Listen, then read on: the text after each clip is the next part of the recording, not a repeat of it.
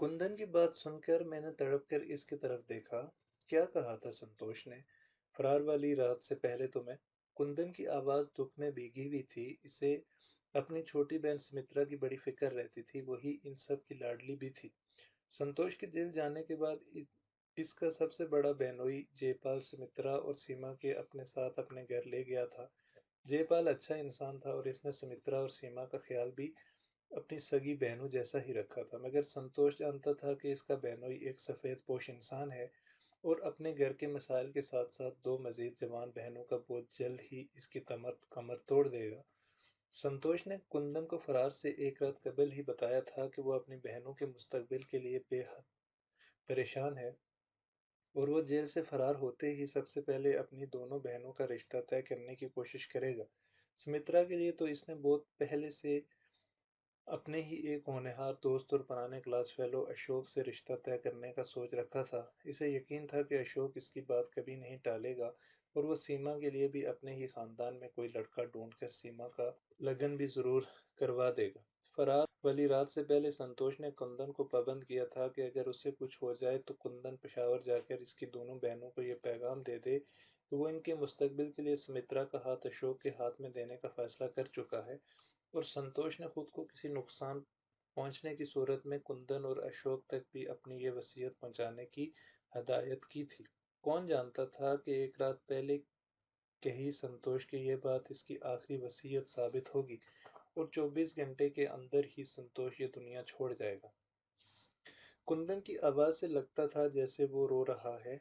इस असना में दूर कस्बे किसी मस्जिद से सुबह की अजान गूंजी तो मुझे पता चला कि मेरी और कुंदन की बातों में सारी रात बीत चुकी है। मैंने कुंदन को पिछले हिस्से में बने पुराने हुजरे में जाकर आराम करने का कहा और खुद को सुबह की फैलती रोशनी के साथ एक नई दिन का सामना करने के लिए तैयार करने लगा।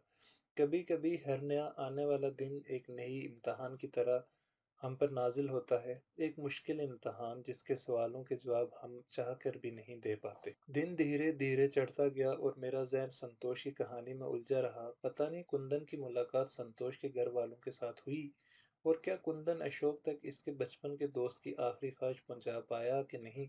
साथ ही साथ जोहरा का ख्याल भी बार बार मेरे दिल को तड़पा रहा था। मैं 3 दिन पहले इसे जिस हालत में बड़ी हवेली से छोड़ आया था, इसके बाद इसकी कोई खैर खबर कहीं से मुझ तक नहीं पहुंची।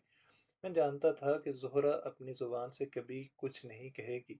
चाहे कुछ भी हो जाए, वो अपने बड़ों की इज्जत और मान का बरहम हमेशा कायम रखेगी। शायद मैं खुद ही बार बार जाने अनजाने इसकी राह की रुकावट बन जाता था, वरना वो बेचारी तो वही कर रही थी जिसका हुक्म मैंने उसे जेल की आखिरी मुलाकात में बिछड़ते समय दिया था। अचानक मेरा दिल इस जोर से तड़पा कि जी चाहा इसी वक्त सब छोड़ छाड़ उठकर बड़ी सरकार के पास चला जाऊं और उनको सारी बात खुलकर बता दूं कि इनकी वो लाडली बहू जिसका दोबारा घर बसाने के लिए वो जुमेरात की शाम हाकिम बाबा के पास दुआ के लिए आती हैं, वो मेरी जोरा है। और मैं दुनिया में चाहे कभी भी जा कहीं भी जा बसूं, मेरे रास्ते पलट पलट कर मुझे इसकी तरफ धकेल देते हैं। इसलिए मेरे रास्ते इससे जुदा न करें। कुदरत ने अगर हम दोनों का सामना फिर से करवा ही दिया है तो खुदारा अब इसे मेरी नज़रों से दूर न करें। मैं इन्हीं सोचों में गुम बैठा था कि बाहर कुछ शोर की आवाज़ उभरी और फिर थोड़ी ही देर में सिकंदर अपने मुहाफिजों के साथ मज़ार के मरकज़ी दरवाजे से अंदर दाखिल होता दिखाई दिया। मेरा दिल ज़ोर से धड़का, कहीं वो ज़हीर को भी तो अपने साथ नहीं ले आया। मेरी नज़र बेख्तियार मज़ार के अहाते पर तैनात सादा लिबास वाले पुलिस एहलकार पे पड़ी। वो भी सिकंदर को मेरी तरफ बढ़ते देखकर चौकन्ने से हो गए थे, मगर ज़हीर को सिकंदर के साथ न पाकर मैंने सुकून की एक लंबी सांस भरी। बग्गा भी सिकंदर के साथ नहीं था। सिकंदर ने खिलाफ मामूल पहले मज़ार के अहाते में अपने मुहाफ़िज़ों समेत खड़े होकर दुआ की, जैसे यहाँ आना जाना इसका पुराना मामूल रहा हो। मैं चौंक गया क्योंकि पहले बड़ी सरकार और फिर सिकंदर ने खुद भी मुझे बताया कि वो इन दरगाहों और मज़ारों की हकीकत को सिर्फ एक ढोंग और धोखे से ज़्यादा कुछ नहीं समझता, बल्कि वो तो अपनी माँ को भी बार बार यहाँ आने से मना करता रहता था। ऐसे में सिकंदर का यूं दरगाह में आना और फातिहा पढ़ना निहायत खिलाफ मामूल हरकत थी। सिकंदर ने इत्मीनान से दुआ ख़त्म करके चेहरे पर हाथ फेरा और फिर मुझे देखकर यूं मेरी तरफ बढ़ा जैसे वो मज़ार पर चढ़ावा चढ़ाने या दूसरी खिदमत के लिए मुझे पैसे देना चाहता है। इसने जेब से अपना बटुआ निकाला और 5,000 के चंद बड़े नोट निकाल कर मेरी तरफ बढ़ाते हुए बज़ाहिर सरसरी लहजे में बोला, कुछ कहने की ज़रूरत नहीं है, मेरे बंदों ने ज़मीनों पर ही मुझे इत्तला कर दी थी कि यहाँ पुलिस की बारी नफरी पहुँच चुकी है। सुना है कोई बड़ा अफसर भी साथ है। मैंने ज़हीर और बग्गे को अपनी हवेली में पहुँचा दिया है। तुम्हें मौका मिले तो तुम भी नज़र बचाकर वहीं पहुँच जाना। मैंने यूं पैसे पकड़े जैसे कोई मुजाविर ममनूनियत का इजहार कर रहा हो। मेरा निकलना फ़िलहाल मुश्किल है, यहाँ सहन में भी खुफिया पुलिस वाले मुजावरों के रूप में मौजूद हैं, और ज़हीर से कहना कि कुंदन भी यहाँ पहुँच गया है, मगर वो ज़ख्मी है और इसकी हालत ठीक नहीं है। हो सके तो इसे भी किसी तरह यहाँ से निकाल कर अपने ठिकाने तक पहुँचाने की कोई तदबीर करो। वो यहाँ ज़्यादा दिन छुप नहीं सकेगा। काफिला जाते ही उसकी रूहपोशी का पोल खुल जाएगा। सब पर सिकंदर ने यूं सर हिलाया जैसे मेरी ममनूनियत का इजहार कबूल कर रहा हो। ठीक है, मैं समझ गया। तुम कुंदन को तसल्ली दो और फिलहाल इसे किसी भी तरह अपने पास ही पनाह में रखो। मैं जल्द ही इसे यहाँ से निकालने की कोई तदबीर करता हूँ। सिकंदर ने अपनी आंखों पर धूप का चश्मा लगाया और वहां से पलट गया। मैंने सिकंदर के दिए हुए पैसे करीब से गुजरते एक मुजावर के हवाले किए और इसे ऊंची आवाज़ में इन पैसों की खैरात बांटने की हदायत देने लगा। मैं जानता था कि मेरे पहरेदार ये सब सुनकर मुतमईन होकर अपनी मखसूस जगहों पर पलट गए गए हैं। मैं भी नज़र बचाकर पीछे बने पुराने हुजरे की तरफ बढ़ गया, जो अब ज़्यादातर दरगाह का पुराना सामान और अनाज रखने वाले गोदामों के तौर पर इस्तेमाल होते थे। इन्हीं पुराने गोदामनुमा हुजरों में से एक कमरे में कुंदन ज़मीन पर बोरिए का बिस्तर बिछा लेटा आराम कर रहा था।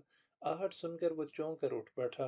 मैंने इसे सिकंदर के आने का बताया और ये भी कि वो तुम तैयार रहे, सिकंदर किसी भी वक्त इसे यहाँ से निकालने के लिए अपने कारिंदे भेज सकता है। मगर कुंदन की हालत आज भी मजीद अबतर लग रही थी।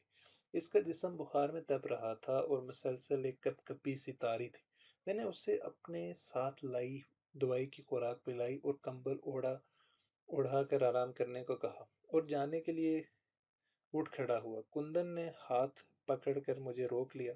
संतोष की आखिरी ख्वाहिश के बारे में नहीं पूछोगे सूफी जी, यहीं बैठ जाओ, बातें करो मुझसे, जाने कब से चुप हूं मैं। तुम मिले हो तो दिल चाहता है कि 6 महीने की सारी बातें 6 दिनों में कर लो। गोदाम की दीवार में बने ऊंचे रोशनदानों से सुनहरी धूप छन छन कर अंदर पड़ रही थी। कुंदन भी सर सर कर नरम धूप के जमीन पर बने एक रोशन टुकड़े में सिमट कर बैठ गया। मैंने गहरी सांस ली। तो क्या तुम पिशावर पहुंच गए थे या अभी वो काम अधूरा पड़ा है? कुंदन ने आंखें बंद करके दीवार से टेक लगा ली और माजी की यादों में खो गया। सिनेमा की अंधेरी गली में पुलिस वालों को चकमा देने के बाद कुंदन ने किसी पुराने मोहल्ले के जराइम पेशा अतई से अपने जख्म की मरहम पट्टी तो करवा ली, मगर इसका जख्म दिन ब दिन बिगड़ने लगा। दोबारा पढ़ना। सिनेमा की अंधेरी गली में पुलिस वालों को चकमा देने के बाद कुंदन ने किसी पुराने मोहल्ले के जराइम पेशा अतई से अपने जख्म की मरहम पट्टी तो करवा ली, मगर इसका जख्म दिन ब दिन बिगड़ने लगा था। कुंदन को पेशावर पहुंचने की जल्दी थी और वो किसी न किसी तरह बसें और रेलगाड़ियां बदलता पुलिस से छुपता छुपाता पेशावर के स्टेशन पर एक रोज उतर ही गया। संतोष ने उसे अपने बहनोई जयपाल का पता अच्छी तरह समझा रखा था, मगर मसला ये था कि उस गुंजान आबाद के मोहल्ले तक पहुंचने के लिए कुंदन को पुलिस के बहुत से पहरों से बचकर निकलना था। जगह जगह सड़कों पर पुलिस के नाके भी लगे हुए थे और पहरे पर मौजूद एहलकार हर आते जाते से सरहदी तफ्तीश भी कर रहे थे। ऐसे में एक नए अजनबी बासी का बचकर निकलना मुहाल था, खास तौर पर उस वक़्त जबकि वो जख्मी भी हो।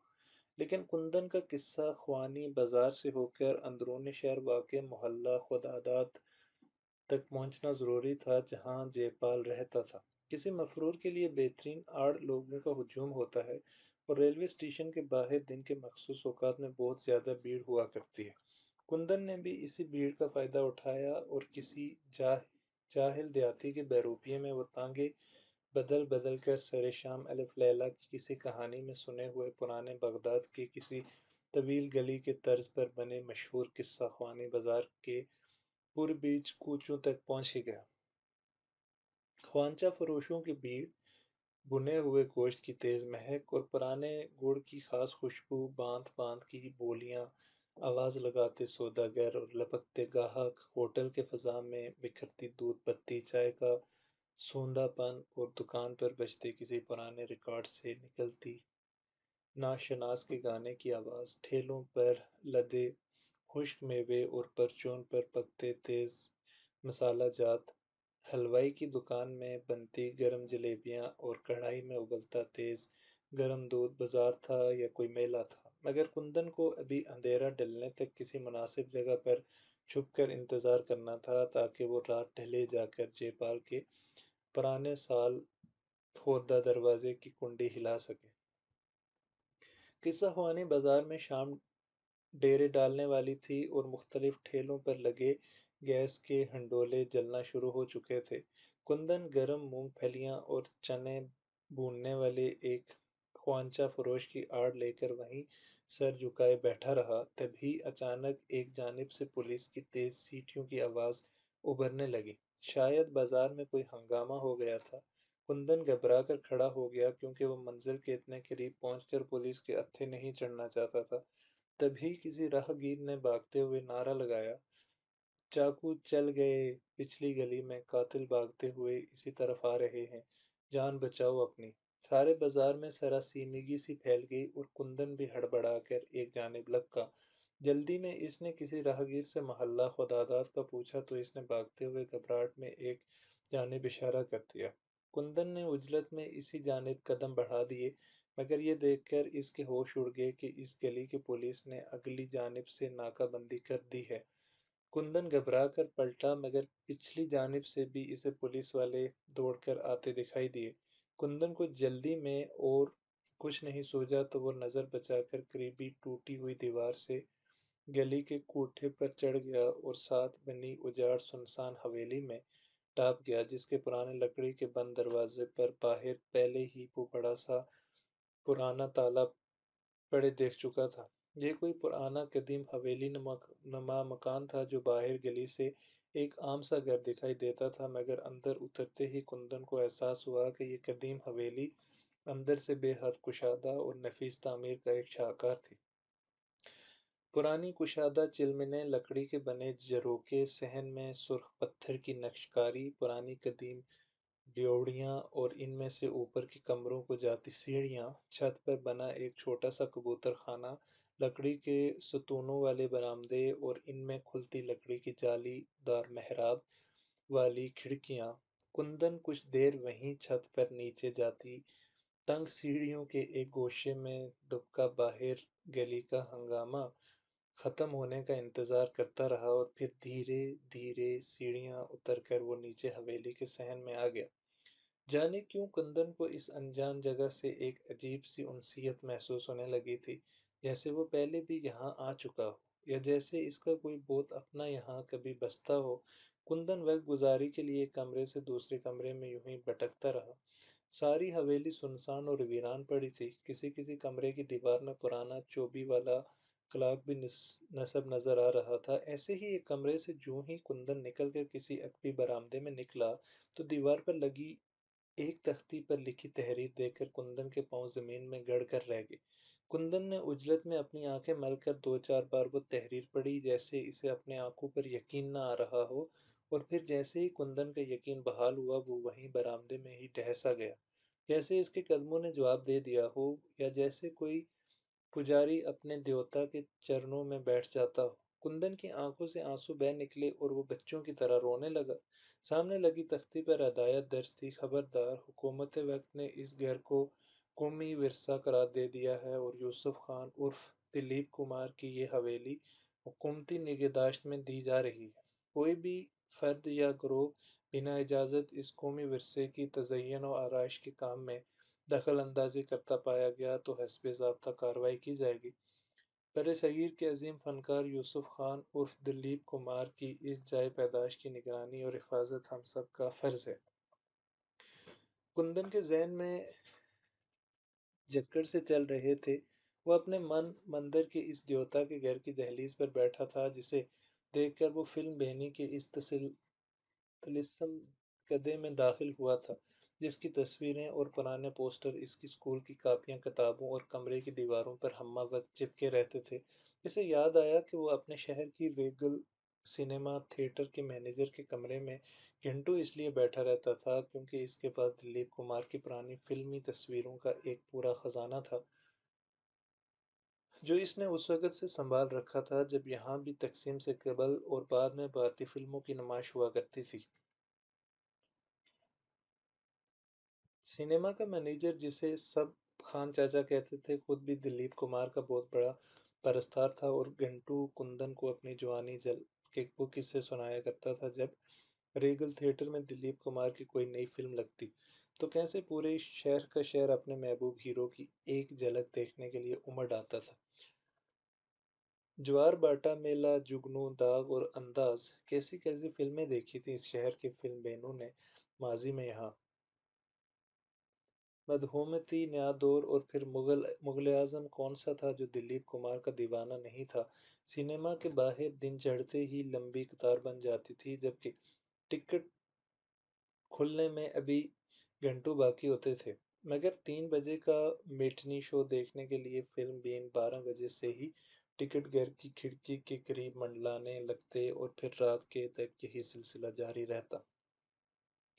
وہ دلیپ کمار جس نے اپنے انداز سے ایک زمانے کو متاثر کیا اور آج بھی لاکھوں دلوں سے اندر بستا تھا، اس دلیپ کمار کے گھر میں آج کندن بیٹھا تھا اور ہر چیز کو ٹٹول ٹٹول کر یہ تصور کر رہا تھا کہ اس کے محبوب اداکار کا لمس ابھی تک وہاں موجود ہوگا۔ وہ یہاں بیٹھتے ہوں گے، یہاں ان کے قدموں کے نشان ہوں گے، یہاں اسکول جانے کے لیے تیار ہوتے ہوں گے، یہاں کوٹھے پر گرمی کی دوپہر میں ماں سے چھپ کر پتنگ اڑایا کرتے ہوں گے، اس بالکنی کے نیچے کھڑے ہو کر باہر برستی بارش کا نظارہ کرتے ہوں گے، اس دو چھتی تلے بیٹھ کر اسکول کا کام کرتے ہوں گے، آتے جاتے شرارت سے اس بھاری سی دیوار میں نصب لکڑی کی گھڑی کی سوئیاں کو چھیڑنے کی کوشش کرتے ہوں گے۔ اس جیسے جانے اور کتنے خیال کندن کے دل و دماغ کی دنیا اتھل پھتل کرتے رہے، اور وہ رک رک کر ہر ایک چیز کو نہایت غور سے دیکھتا رہا۔ ہم انسان کسی گھر سے جب چلے جاتے ہیں تو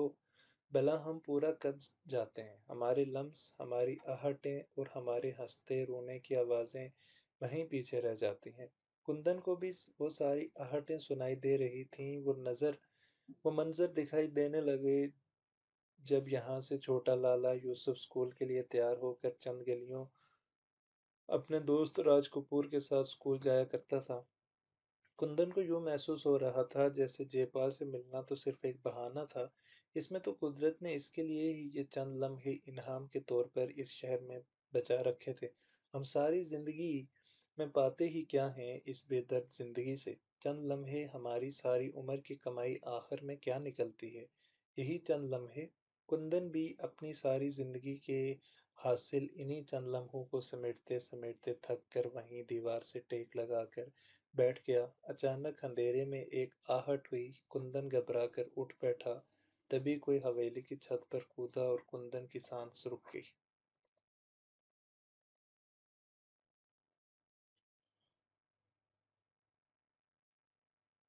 کندن دیوار سے ٹیک لگائے، آنکھیں بند کیے، دل ہی دل میں دلیپ کی فلم یہودی کا ایک نغمہ اپنے دل میں در رہا تھا۔ یہ میرا دیوانہ پن ہے یا محبت کا سرور؟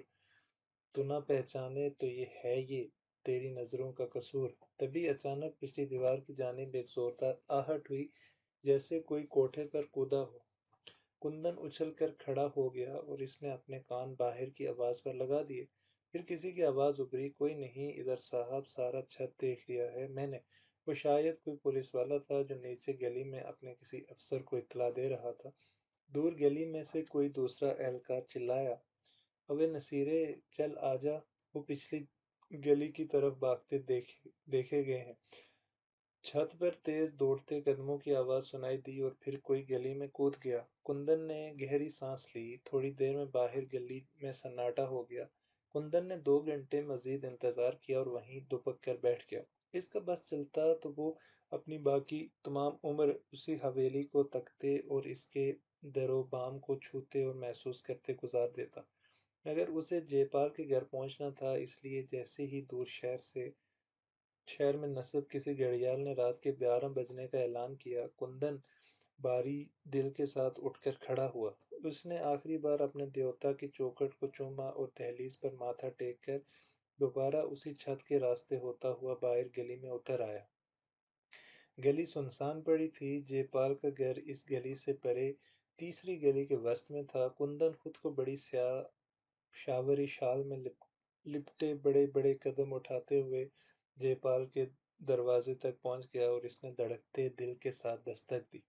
तीसरी दस्तक पर अंदर से निकलने वाला एक पक्की उम्र का शख्स जयपाल ही था, जो पहले तो इतनी रात गए एक अजनबी को तकरीबन अपना चेहरा छुपाए दरवाजे पर खड़ा देखकर परेशान हो गया। मगर फिर जब कुंदन ने संतोष का हवाला दिया तो जयपाल ने जल्दी से अंदर बुला लिया।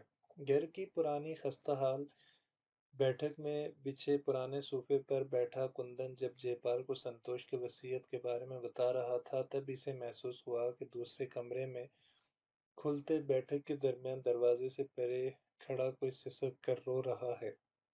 फिर जयपाल ने आवाज देकर इसे अंदर ही बुला लिया। वो सुमित्रा ही थी, जिसके पीछे पहले सीमा और फिर इनके बड़े बहन पर पर्दा दीदी भी चली आई।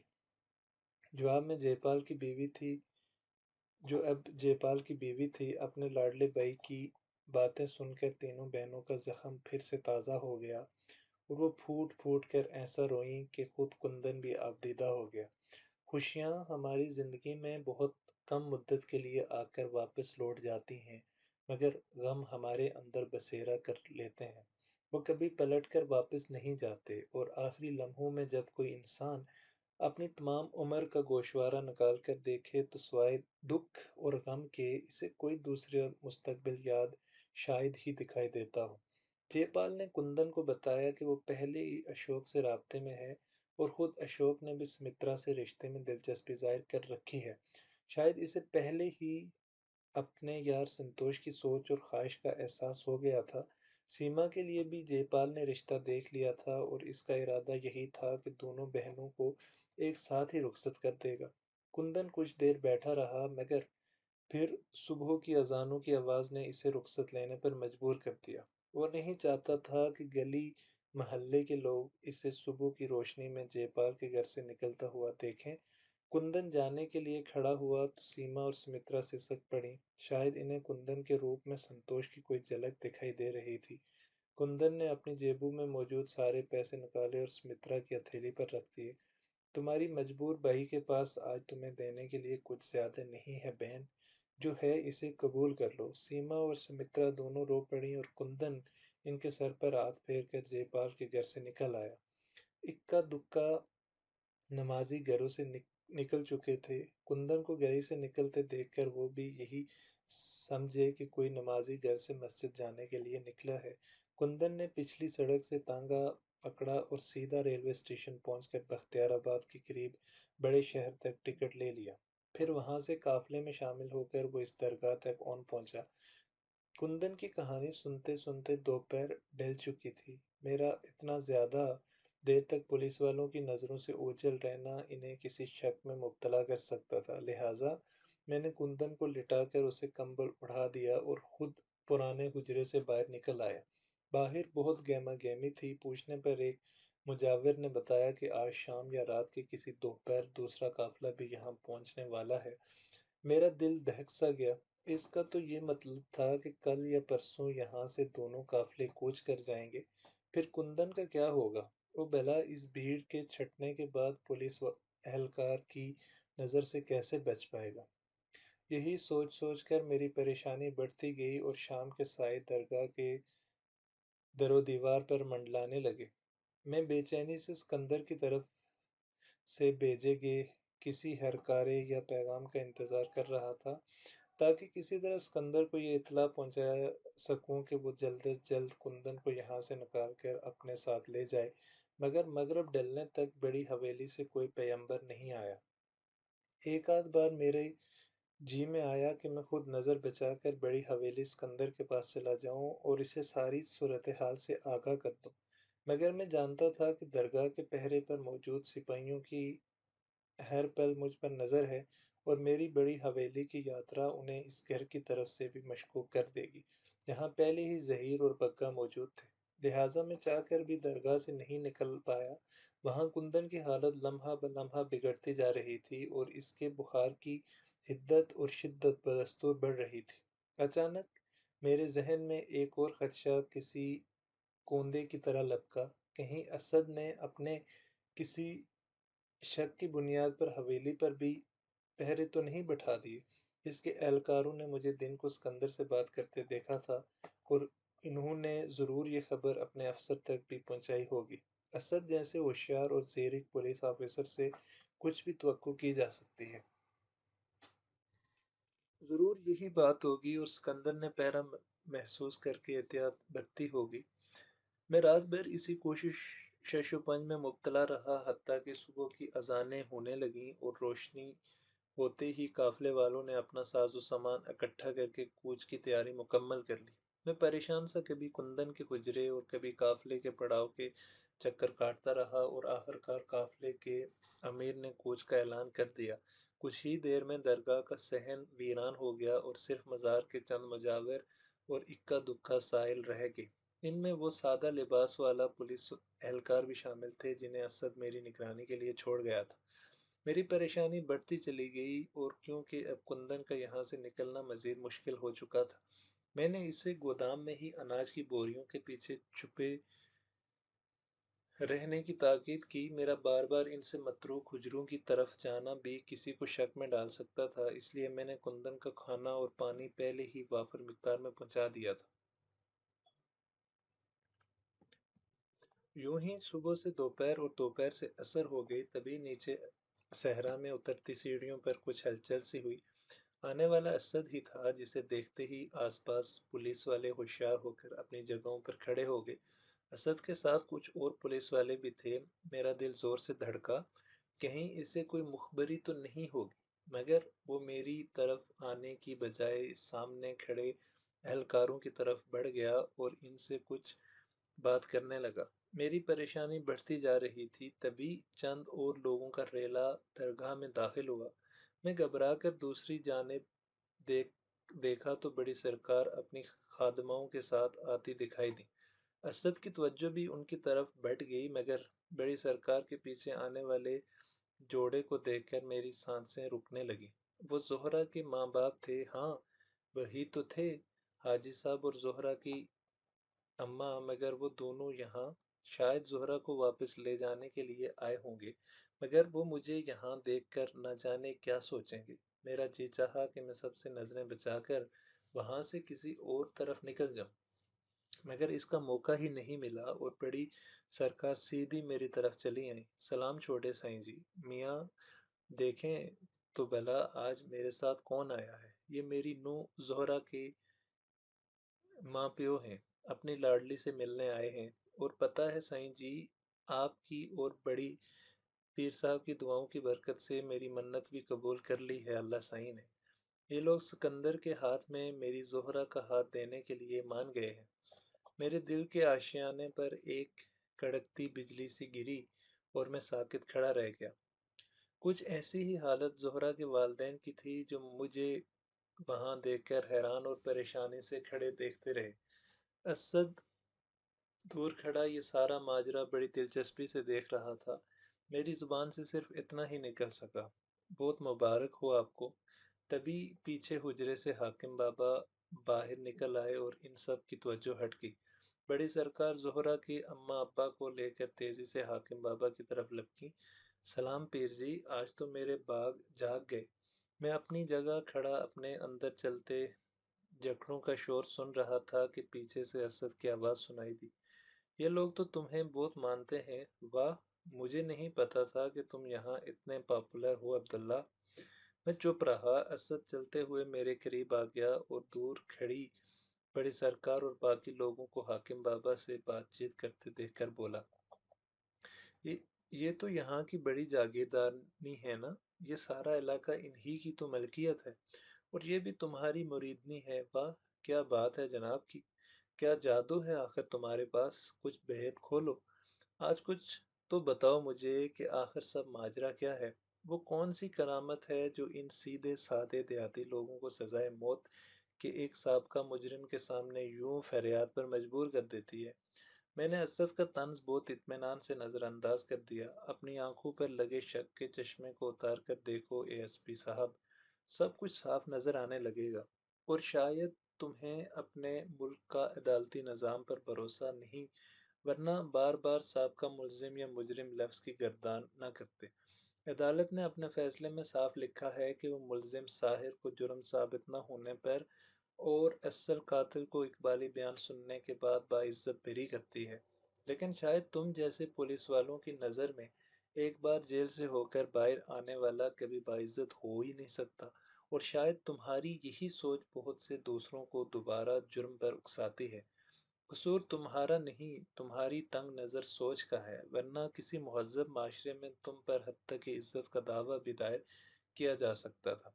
असद मेरी ज़ुबान से इतनी तलख बातें सुनकर गौर से मेरी तरफ देखते हुए बोला, एक बात तो माननी पड़ेगी, तुम्हारे पास दलील की ताकत होती है हर बार, इसलिए तुम्हें छेड़ने में मज़ा आता है मुझे। लाजवाब कर देते हो तुम मुझे।